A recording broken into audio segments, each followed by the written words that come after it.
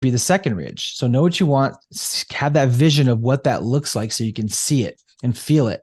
And then once you see it and feel it, that goes to the third and final ridge, which is the emotion, right? That's like the button, the red launch button that shoots it out into the universe.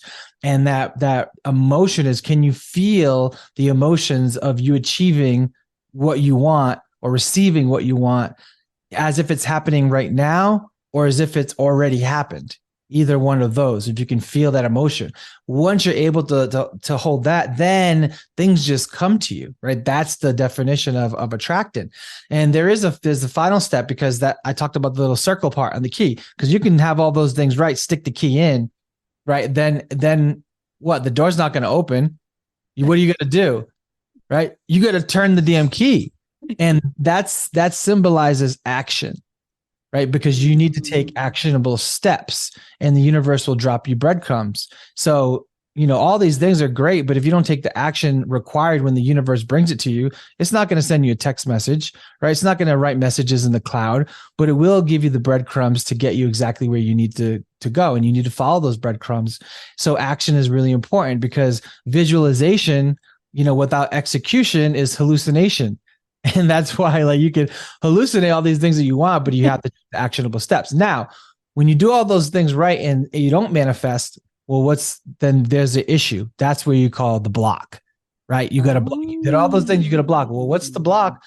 The block is there's something you need to let go of, right? So you need to let go before you can let in. And I give the analogy of an airplane, right? If an airplane is trying to take off and go somewhere, and if there's something on the runway, that airplane is not allowed to take off.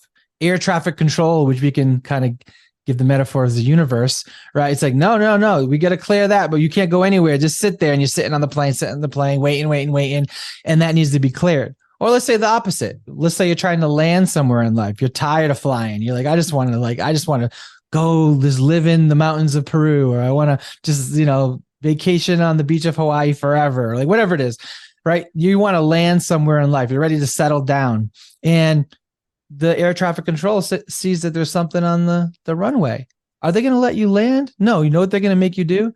They're going to make you continue circling in the air, circle until that's cleared. And that's why a lot of people feel like they're running in circles right now, because they need to let go of something before they can let in. And that's where the detox comes from. Ooh, oh my gosh, I love all those analogies. I love it.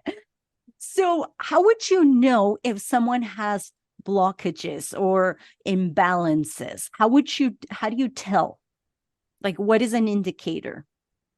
I mean, it's simple. I mean, for one, it's all about know thyself, right? You got to know yourself.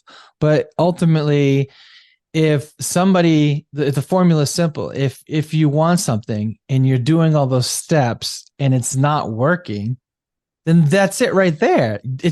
I explained it all. Like, you're holding on to something. And when I say holding on to something, it could be an old relationship you haven't gone over, an old situationship, right? It could be a certain belief system that you have around money, right? It could be just, even a physical ailment that you've just learned to live with, and you haven't been diligent of clearing that from the body.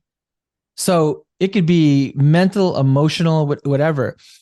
And it's different for everybody. Every situation for each person is different. So it's about being mindful, of your life, because every single person here has a different path, right? We might be all heading to the same place, right? But we all have a different path, different life experiences, different lessons, different blessings, whatever it may be. Mm-hmm. So, if feel like you're doing all those things right and you're not manifesting, and maybe a good indication is the work that you're avoiding is usually the work that needs to get done for the clearing to happen. Mm-hmm. It's always going to be difficult, because obviously it's something that you don't want to look at or you don't want to do, right? So that's like the indication to say, where do I feel resistance? right? Because resistance is like the ultimate suffering, because that is, you can be happy in life, have millions of dollars in the bank, good relationship, but if you don't feel good about yourself, there's something not lining up. There's resistance. And I think Gandhi said happiness is when your thoughts, your words, and your actions are all in alignment. And you can tell when you're not in alignment. You know it. You just know it. And if you don't feel in alignment, you're not going to manifest. So someone's sitting there and saying, I feel total in alignment. I feel alignment with the universe and everything in my relationships. And like, they're going to manifest. They're not going to be complaining, right? They're not going to be saying that. It's the ones that know, that really haven't just took a magnifying glass, into their life and just took inventory of like, all right, where am I not happy? Is it my personal relationships? Is it my love life? Is it my finances? Is it my 9-to-5 job that feel like I'm dying and committing spiritual suicide in? Right? You know what the hell it is. Like, come on. It's like, you think the universe is waiting on you, right? You think you're waiting on the universe, but really it's the universe waiting on you. The universe will always bring you what you want, but it won't just bring it to your doorstep. It's always going to meet you halfway. And the universe will always place what you want deliberately out of your reach so you can become the person needed to obtain it. And that's how it works. I love that. So do you believe that life is supposed to be hard? Do you feel, because I've met people that are in this industry, like healers, and it's like, no, life is supposed to be easy. If it's hard, then there's a problem. And I'm like, I personally have a resistance. Maybe that's something I need to work with. But I'm like, well, but that's not how we learn. And we're here to evolve and learn. So, like, what is your take on that? Because, okay, yeah, we manifest, we're trying to call on everything, but like, where is the learning part? Like, is it in the letting go? I understand what they're saying. I understand where they're coming from when they say that. Personally, I'd have to disagree because, in a way, okay, from the macro level, yes, I will agree with that. But from the realist standpoint, life is fucking hard. Okay. And life is hard. Stop pretending that it's easy. It's not. Thank you. It's friggin' hard. You know what I mean? And to the contrary, life is so simple that it's hard. Yes, I'll give you that. Yes. It's very simple that it's hard. And on a macro level, like I was saying, life is not supposed to be this difficult. Now, but that goes into like, some planetary crazy stuff of the origins and galactic history of our planet, because people have no idea.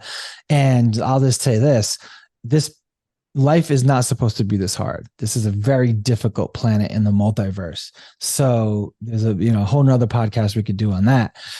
But for right now, we're here. And even like in the simplest form, I tell people, because I coach, within this wellness modality, but I help people in wellness market themselves, right? And learn business. So one thing I'll say is, listen, have you ever been broke? And everybody says yes, right? Like, okay. I go, being broke is hard, right? Like, yeah, oh my God, it's so difficult. Okay, yeah. And I was like, and now you're striving to success and riches and all that, right? Like, yeah, I go, it's hard, right? They're like, yeah, oh my God, I'm trying to figure this out. I go, yeah, being broke is hard, right? Getting rich is hard. Choose your hard. Yeah. It's that simple. It's like, it's going to be hard no matter what. But if you can just wake up and know that life's going to be hard, you're either going to be striving towards your dreams and goals, which is going to be difficult, or you're going to just be, self-soothing or loothing or whatever they call it, and just staying in your own shit and mad at yourself because you're seeing other people on Instagram live the life that you want to live. And that was intended for you, but you're not doing the necessary steps.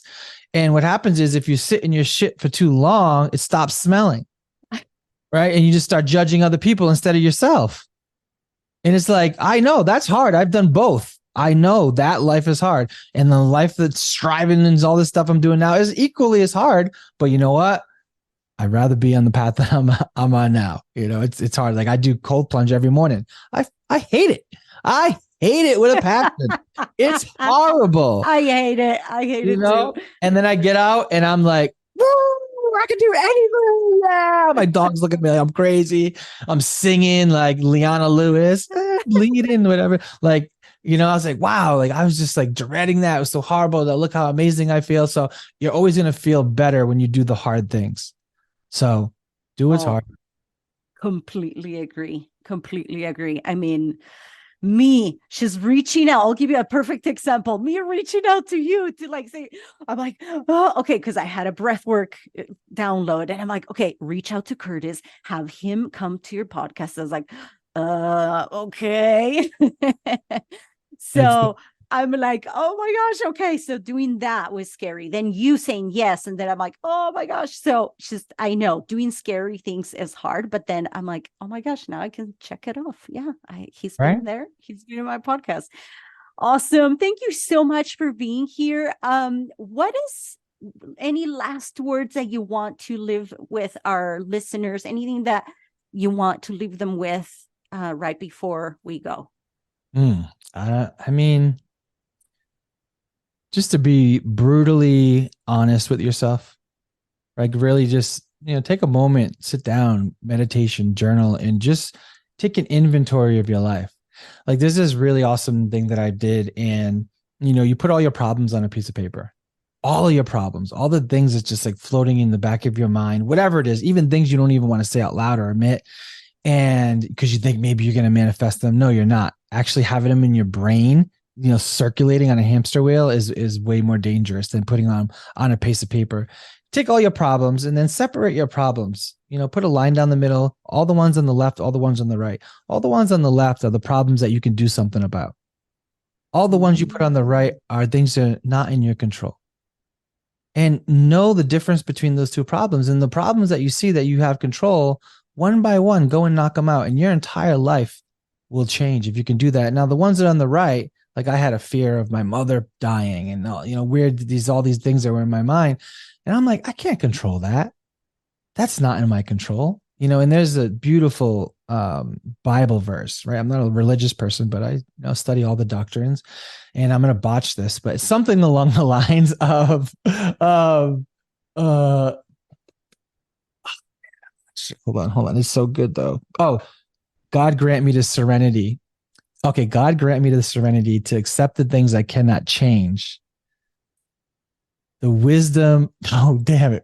I do To know this. accept the things, yes, and the Come wisdom on, to say it. accept the things that I cannot control. Something along those lines. I No, know we you've gotta get said it it right. We before. gotta get it right. We Hold gotta on, we hold cannot on. we can't mess this up. While you're researching, I'm gonna try to pull it from my subconscious. God grant me the serenity to accept the things I cannot change, the courage to change the things I can, and the wisdom to know the difference. We got it. That's it. Yay! Put the Google away. I knew it. Oh man. But anyways, that right there, if you could just break down that one, it's everything. And I leave people with that because your intuition will always trump my intellect. Right. So, I could tell you what to do, but it's like you just tap into your own source, your own power. Like the power that you seek is the power of your own soul. Ooh, I love that. So for those people that are continuously ignoring that,